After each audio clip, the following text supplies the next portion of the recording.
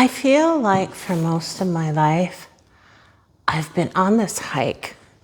Like I'm trekking along the way, trying to reach the top of the mountain, the summit, you know, the place where the views are better, the destination, the accomplishment of making it there. Yet, there was so much missed along the way. And it's almost like I tired myself out for no reason, because the real beauty was not the summit. The real beauty was the hike, was the path leading up to the summit. You want the ultimate downsize in the second half? The ultimate downsize is coming to the base. Starting camp, right? Base camp. That's where we all end up anyways. If you go up that mountain, eventually you come down. That's what the second half is. The first half, you're making the climb. You're following the path to the top with determination and stamina. You want to make it there. You want to look at the views from there because they're supposed to be the best. You want to get there because it's a life goal. The top is where it's at. But guess what? In the second half, we get tired. We're kind of done. Reaching the top, we realized it's probably never going to happen for us. We've trekked and trekked for years, for decades, with determination. Yet, here we are. We're not up there with a chair looking at the view. We're coming down the mountain. We're retreating. We're done. We're exhausted. Our legs hurt. I'm headed to base camp because you know what? Something happened. There was like a switch when I turned 60. There were some little things that happened leading up to it. But when I turned 60, it stopped me in my tracks. And I realized this is not life. That should not have been the destination. Hiking, striving for something that was different than where I was, always striving to be somewhere else, always thinking the best view was somewhere else. Because you know what? The best view was right in front of me all along. I remember years ago listening to a song, which is now one of my favorites. It's called The Climb. Most of us are familiar with it. And I remember that song brought me to tears because I knew it to be true. I knew it to be right, that life is not about, the mountain. Life is about the climb, the journey to getting there.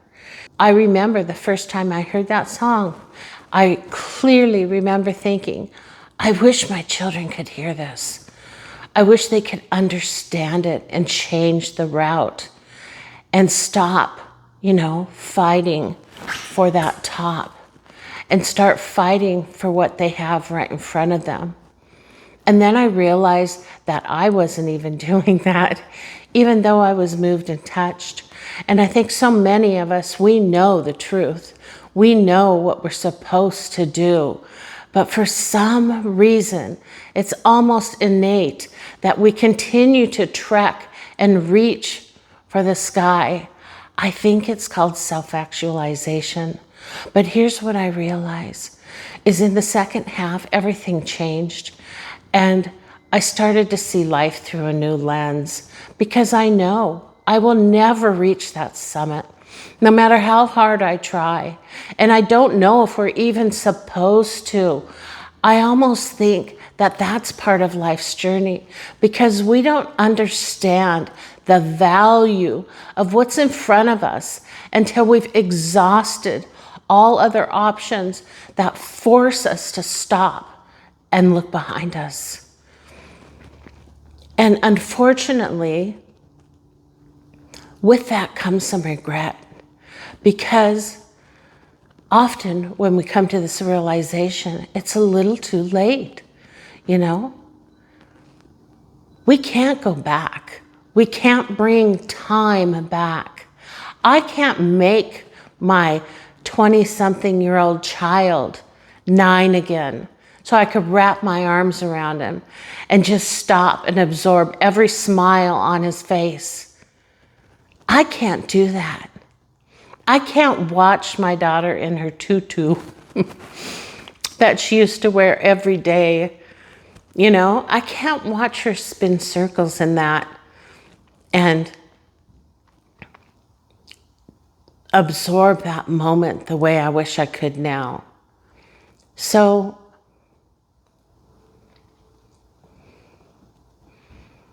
I'm not sure that there's an automatic solution.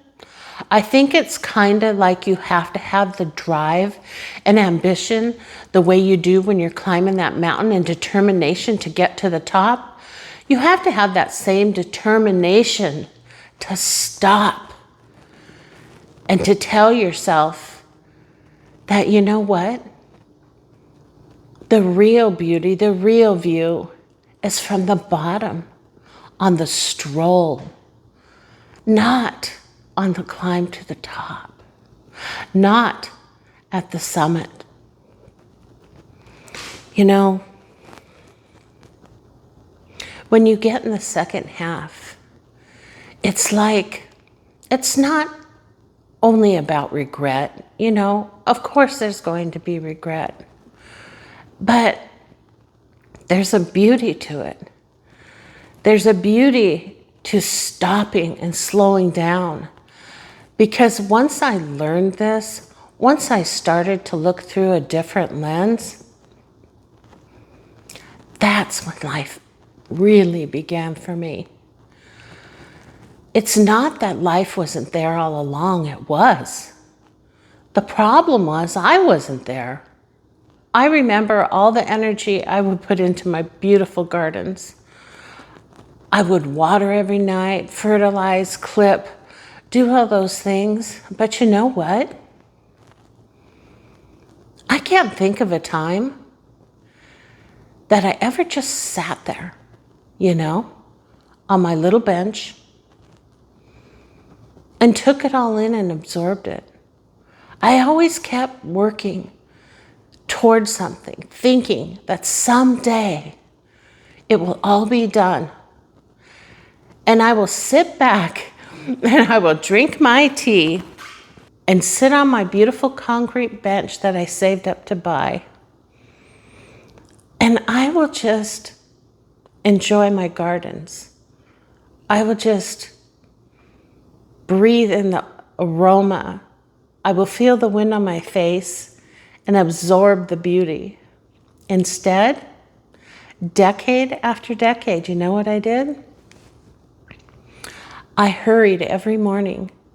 I rushed to my car and I walked right past all my beautiful gardens and flowers. And I never even noticed them. I never did. Because I had a destination. There's always this thing that I'm fighting for, this career, you know, this amount of money in my bank account, relationships, how I look, my body, you know, always fighting to change all of it. And then once I reach my goal, once I make it to the top, then I can sit down and enjoy my gardens, or whatever it is for you. But that doesn't happen on its own. I don't think we ever reach the top. That is the life lesson that happens in the second half. That is the life lesson that generation after generation tries to teach us, and that we don't listen to.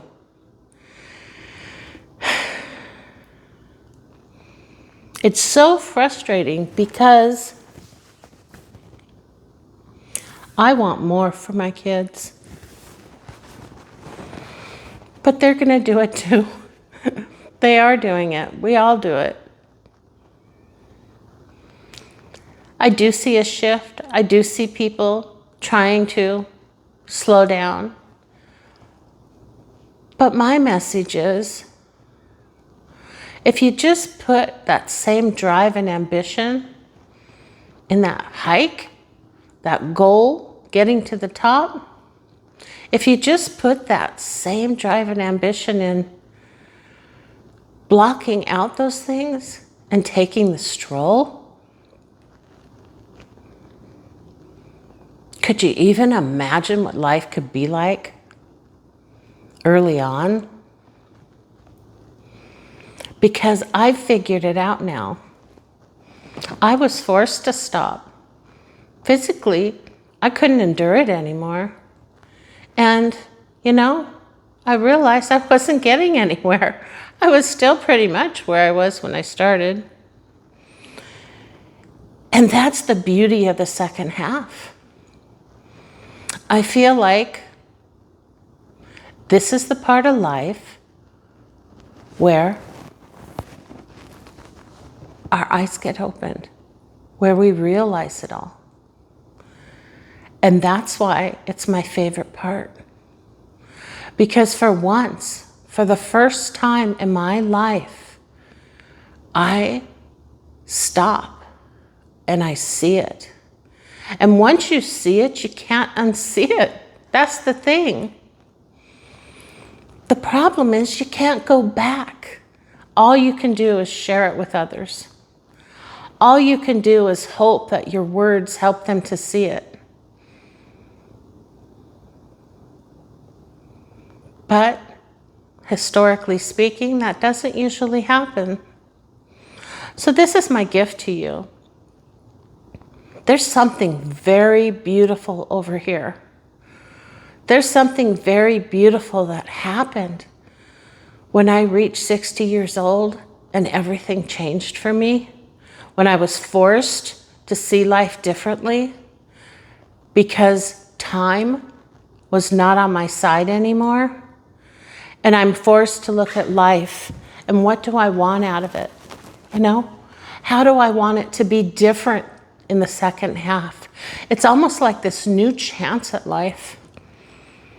I can't go back and I can't change things that I really want to grasp and take advantage of, I really want to take in those Little League games, those ballet recitals. I really want to sit down and soak it all in, but I can't. I was busy. I was racing. I was trying to make things happen for myself and for the family. But what I should have been trying to make happen was the moment. Because that is the stroll. That is the clarity that the second half gives us. And I share it with you, and you'll probably share it with the next generation when you learn it.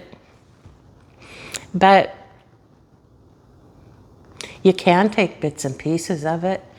You do have control. Yeah, there's destinations we have to try and reach. But don't forget, don't forget the journey. Don't forget the climb. because that's where the real value is. That's where the real beauty is, and the view. That's the top. It's kind of funny. How weird is that? That the true beauty and the true prize is at the bottom and along the way. You know, I hope you reach the top. That would be really cool. Especially if you could pull it off while enjoying your climb. How many people do you know that reached the top and didn't wish that they explored the path on the way up more? I've never met one. I've never heard of one, because it's all right here, all around you. So you can continue to take the hike, or you can take the stroll. The choice is up to you. I know what I'm going to do. I don't have a choice, though. Not anymore. But I'm going to relish what I have. And in the second half, it's all about the stroll. All about the stroll. That's right.